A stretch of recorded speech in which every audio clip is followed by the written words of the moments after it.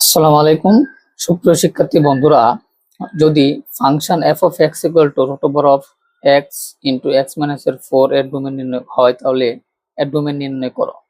তাহলে ডোমেন নির্ণয় করতে গেলে আমরা জানি যে রুটযুক্ত ফাংশনের সময় রুটের ভিতরে যে অংশটা থাকে এটা 0 অথবা 0 থেকে বড় হয়। কারণ এটার সময় আমি লিখতে পারি যে এক্স এর ভ্যালুটা 0 থেকে বড়, এবং এটা হচ্ছে উল্টো চিহ্ন হবে। কেন হবে? কারণ একটা উল্টো হয়, এখান থেকে যখন আমি মানটা বের করতে যাব তখন দেখবেন এটা উল্টে যাবে চিহ্নটা। কিভাবে দেখেন, এই যে 4 মাইনাসের x greater than equal to 0, তার মানে মাইনাসের x greater than equal to মাইনাসের 4, তার মানে এখন যখন করবেন তখন এই দেখেন উল্টে গেছে। তার মানে দেখেন চিহ্নটা কি হয়ে গেছে, উল্টে গেছে। তার মানে এটা দিয়ে কি বোঝাচ্ছে দেখেন, এটা দিয়ে বোঝাচ্ছে যে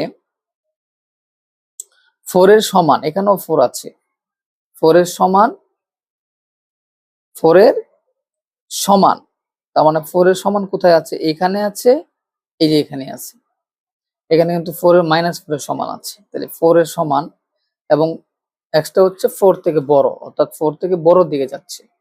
তার মানে মিনিমাম 4 বসাইতে হবে এবং 4 থেকে বেশি বসাইতে হবে, তাহলে এক্স এর জন্য এই ফাংশনটা স্যাটিসফাইড হবে। তার মানে মিনিমাম 4, 4 থেকে নিয়ে একদম পজিটিভ ইনফিনিটি পর্যন্ত। আশা করি সবাই বুঝতে পেরেছো। সেই দৃষ্টিকোণ থেকে আমার অ্যান্সার হচ্ছে ক। আসসালামু আলাইকুম।